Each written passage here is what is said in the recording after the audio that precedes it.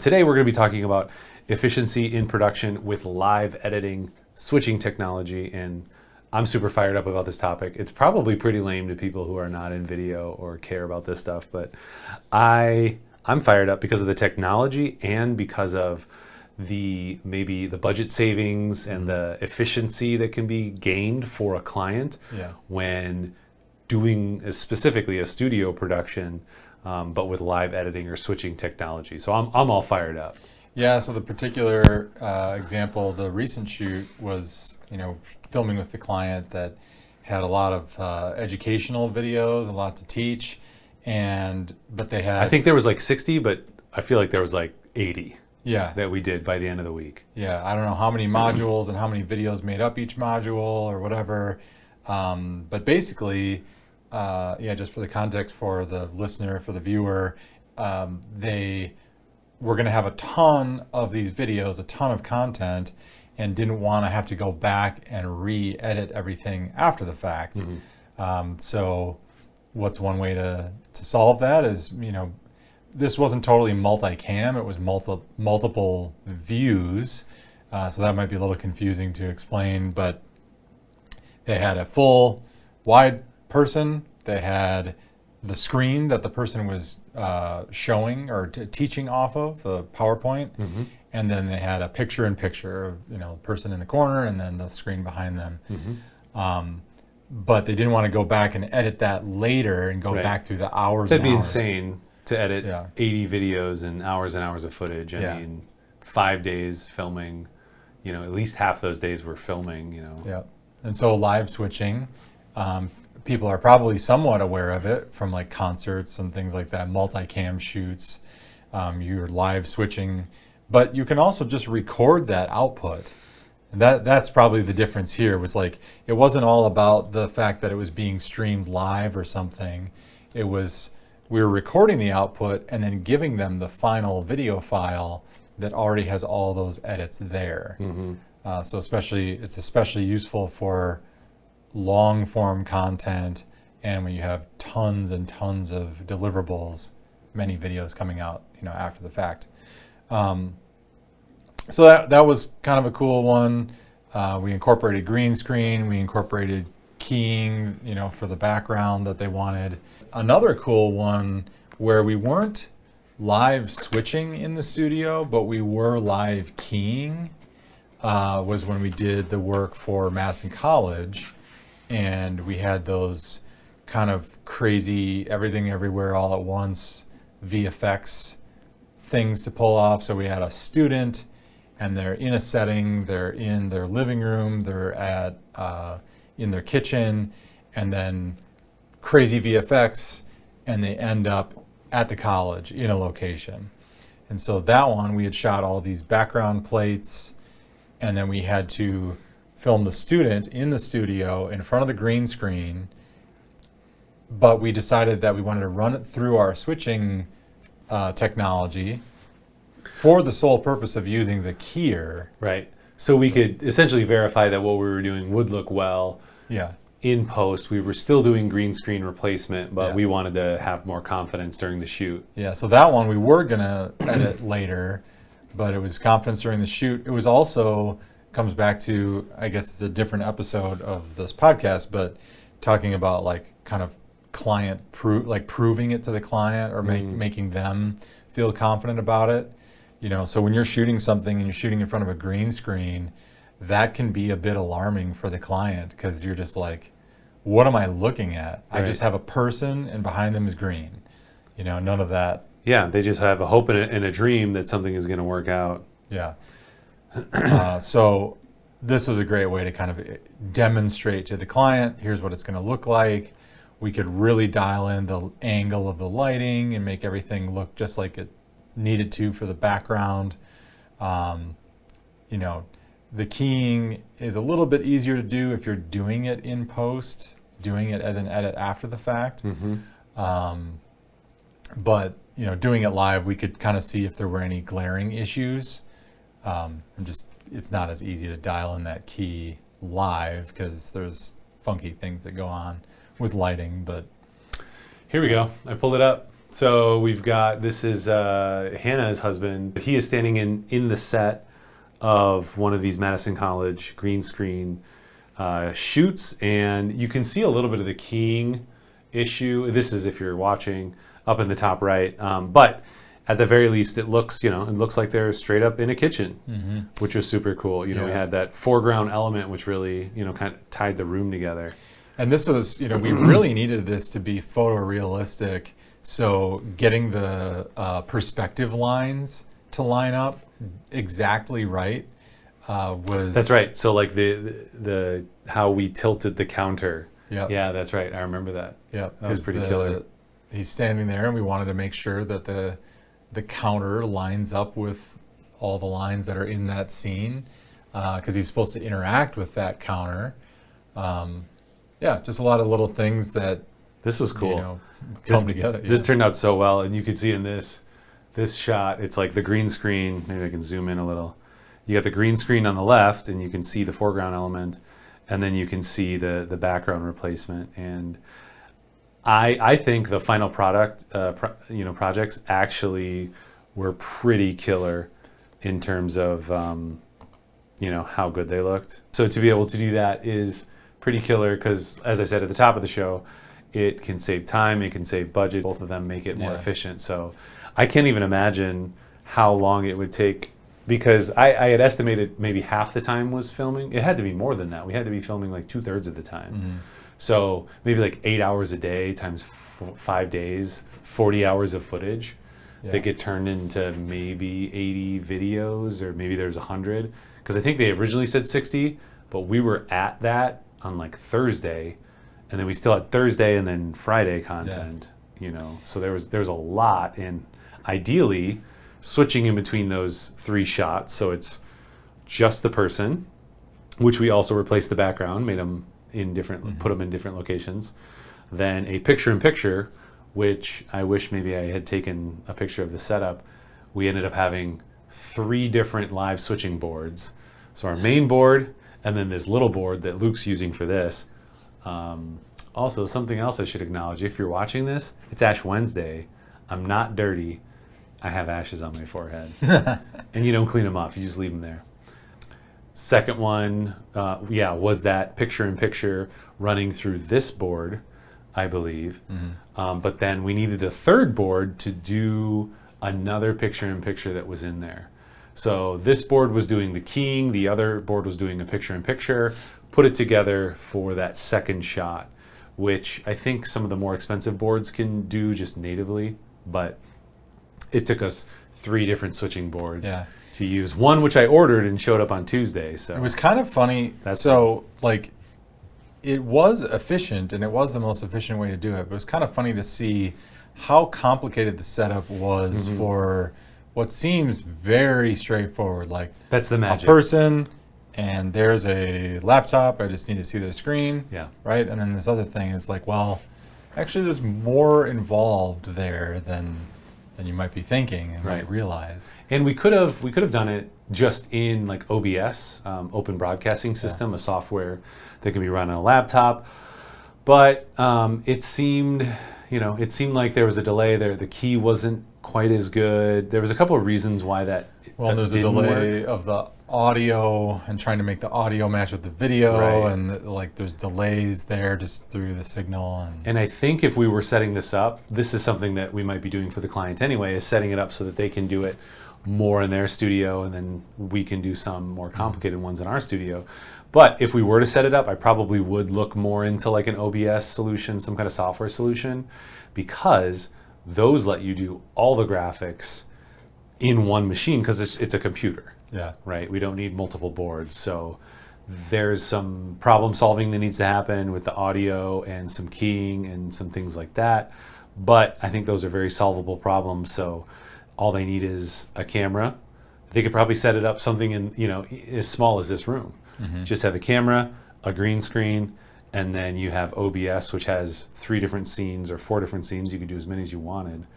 Yeah. And it's all just kind of handled through the computer. And as long as the computer doesn't crash, you're golden. Yeah. I was thinking about other shoots that we've done, and I'm not sure if this shoves our topic off of the main, efficiency. We go where we want. Shooting, but the live conferences that we shot in studio during and around COVID, those were pretty impressive setups too. You know, like multicam. Sometimes we have a computer feed that we need to show. In the one instance, one of our clients, WISHN, the Wisconsin Statewide Health Information Network, they had Look at you go with that acronym. They had a virtual summit, and they had their guests, but they couldn't bring all their guests in. My gosh. So the guests were coming in on Zoom and video calls, but then we also wanted interactivity in this virtual summit. So we had people. So we had to send our feed to those people as well. So it had to be two-way there. So our feed had to go through the Zoom call or whatever so that they could actually interact. Right. But then we needed to collect their video coming in from Zoom or whatever and give that for their talk or their keynote, or we even had roundtables that way. And then we had people chatting, and so we would, collect their chats just in another tool, just their text. And then I think I was emceeing that one on behalf of our client, and then would just bring up like, okay, so there's another question from so-and-so here, and then feed that up to the round table and let them answer. And it was complicated. Yeah. And I do remember we tested the Zoom capability. So again, just to reiterate the complexity of this, we had a switched event in studio. So we could have multiple angles on the conference. So I think we had maybe 3, maybe like a wide, maybe like a closer, and then maybe 4, maybe like 1 on each side. I can't remember. Those 4 angles, and that was switched. And then that had to go out to Zoom. So we had to have a capability for that to go out to Zoom. And it might have only been like just the one angle. Like maybe we weren't sending the mix out. So we were sending just one angle out to Zoom that we had to take off of the switch. And then from Zoom, we had to capture that and then send that to a TV that our team in studio could see. Oh, that's right. The talent could see, so that they could see the Zoom meeting. And we used OBS for some of that back and forth. And I don't remember exactly what the technology was, but basically we had, we were feeding our stream and then joining that and then capturing that and putting it there. And then we had to mix the Zoom. So not only was the Zoom going to the TV, but it was going back into our board so we could mix in that. Oh, here's the complexity. But we didn't want the Zoom because we didn't want our clients' content to be in there because we could mix them in. So we mixed a live angle of our client. So we had that angle. We mixed our angle of the client with the Zoom of other people. So we were actually able to take the Zoom video and separate that out from Zoom and have that be another video feed. That was a really cool, complex thing. And there was one technical issue that we ran into, and it was like, I think there's a delay in audio. And that's one of those things where even though we tested it, we didn't account for something. Yeah. And then when we got live, we ran into that issue, but we had the staff to be able to figure it out right away and basically fix it. Yeah. Fix it in the switching board. So that was a blast. Yeah. And it's funny doing some of these things. I think about sometimes I'm sure like news stations like have all this stuff and just set up. It's all figured out. Yeah. But the problem is that clients, when they have a need like that, okay, I have this specific thing, I need a conference, I need to like run this virtual thing. I don't even know, maybe you could hire out a news station to do it, maybe, but there's no one in town who has this, or who can do this. Yeah, and it's not like, they're not standard things. Sometimes they're on location. Right. So it's kind of, that's the other side of, it's not, there's a way to use it in the studio to make studio shoots efficient, even if you're not going live. But then when you're going live, you have all these things to consider that are really interesting and crazy.